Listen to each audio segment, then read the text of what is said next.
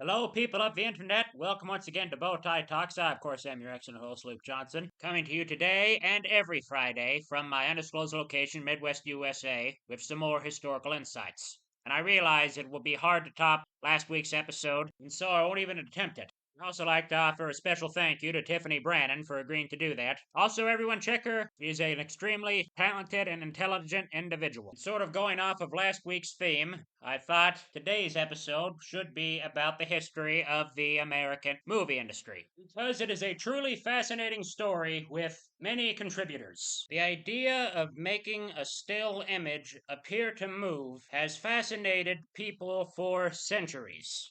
And as I said, there were multiple steps to the invention of motion pictures. Photography first began in 1826 when a Frenchman named Nicephore Nicepe began using a device called a camera obscura, which was a little box with a small hole in it to let the light in, and placed a piece of sun-sensitive metal, metal that had a sun-sensitive material applied to it, inside the camera obscura. He then placed the device by a window, let the light shine in, which would then transpose the image onto the metal. This process took 8 hours. Quite a long time just for one picture. And this was the process by which photographs would be made for the next few years. And just 8 years later, a new device would be created to help move along the history of motion pictures.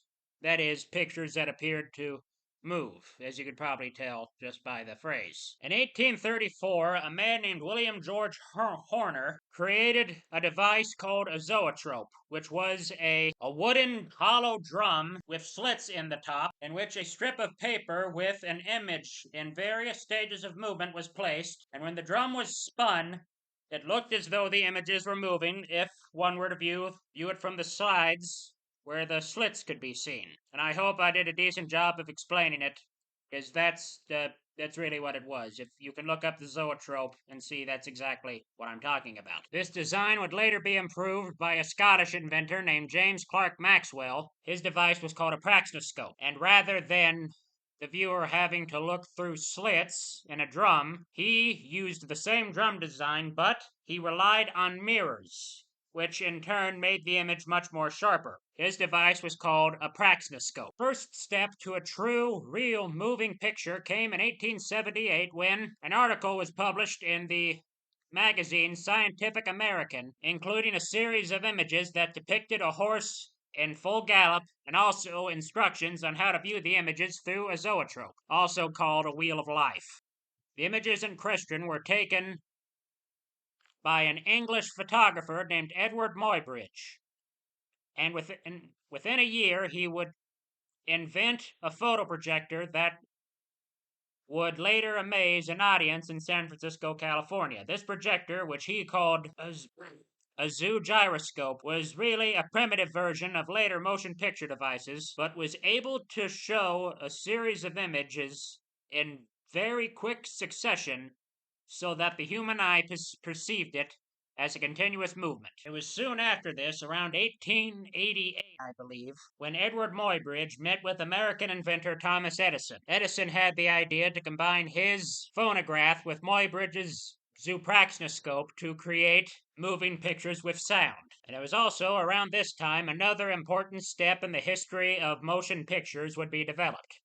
Prior to now, cameras took pictures on pieces of metal that had been sensitized like I described earlier. Around 1885, a man named George Eastman of Eastman Kodak fame created a special kind of film that could be used to take pictures, including motion pictures. It was later, in 1889, that Thomas Edison worked with a man named William Kennedy Laurie Dixon to develop a new kind of camera that could take a series of pictures using one continuous loop of film, which could then be viewed and give the illusion of movement.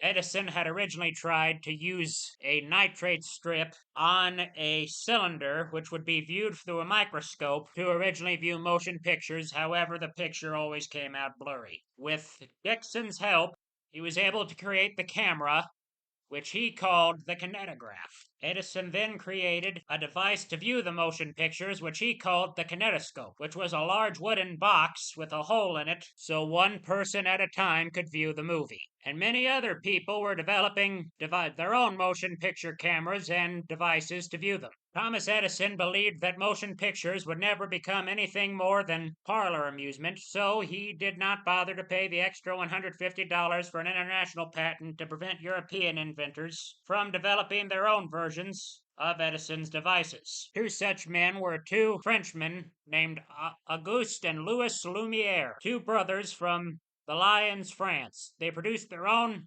version of a motion picture camera. Instead of being powered by electricity like Edison's was, Lumiere's cinematograph was hand cranked and weighed 16 pounds. And on December 28, 1895, they had the first paid public showing of a projected motion picture in the Salon Indien in the basement of the Grand Cafe in Paris, and projection quickly became the format of choice for commercial showings of motion pictures around the world, since it allowed multiple viewers to watch the same film at the same time. The Lumiere brothers recorded ordinary happenings and used simple titles that told the subjects of their 30-second films, such as Workers Leaving the Lumiere Factory, Baby's Lunch, and Train Arriving at the Station. Edison, however, stuck to single-viewed motion pictures until about the 1900s. First American movie theater was Thomas H. Talley's Electric Theater, which opened in Los Angeles, California in 1902. The Nickelodeon, whose name became generic for early storefront theaters, opened its doors in Pittsburgh, Pennsylvania in 1905.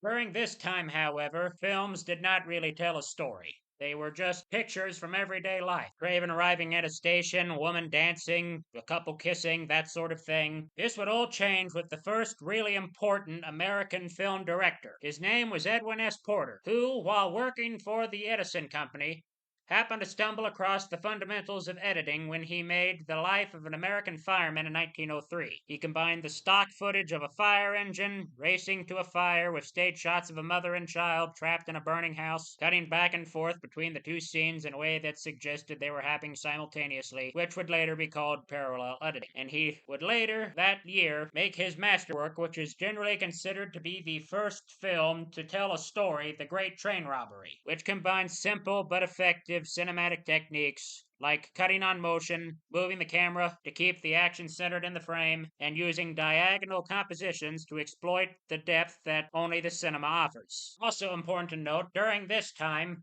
motion pictures were made almost exclusively in the eastern United States, but that would all change during the 1910s. According to Hollywood Mythos, the first movie ever made in Hollywood was Cecil B. DeMille's The Squaw Man in 1914, when its director decided at the very last minute to shoot in Los Angeles, but a movie called In Old California by D.W. Griffith had been filmed entirely in the village of Hollywood in 1910. And by 1919, most of the major American movie studios, Warner Brothers, MGM, Fox, and Universal, were cementing themselves as Hollywood staples. And by the 1920s, Hollywood had fixed itself into American culture. This would give rise to the modern movie star. Directors began to receive greater recognition for using and trademarking their personal styles in their films, which previously in history had not been possible due to the limitations in the filmmaking technology. Additionally, movie stars began to receive greater fame and notoriety due to the increases in publicity and shifts in American trends to value faces from the big screen. And the first real permanent movie studio in Hollywood was organized in 1923 by brothers Sam and Jack Warner. They would later go on to make history in 1927 by creating the first full-length motion picture to have a soundtrack and dialogue, The Jazz Singer. However, movies learning to talk would create their own set of problems. Warner Brothers relied on a system known as Vitaphone, which used sound on disc, and that can be pretty tedious when you have to have someone run a needle through a record while also manning the projector. Because if they're not done at the precise right moment, the sound can go out of synchronization and you have people moving their lips, but delayed sound coming out. This would later change when RKO Race Studios began using a new sound on film technique, which most studios would use by 1930. And as my guest Tiffany Brannon and I discussed last week, this began a new era for Hollywood called the pre-code era, which was the era before the motion picture production code was formally adopted by the studio system. And if you saw some of the movies from the early sound years, you might be surprised because some of them could be rather racy. They had strange, sort of slangy dialogue, women with questionable morals, men with questionable morals. They showed gangsters in a favorable light. And if you thought that old films were decent, boy, would you be surprised. This would all change, however, when the motion picture production code was formally adopted in 1934.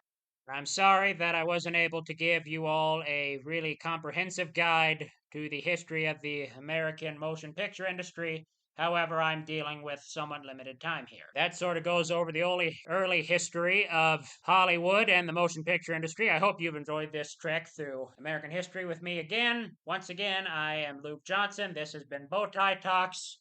Goodbye and God bless.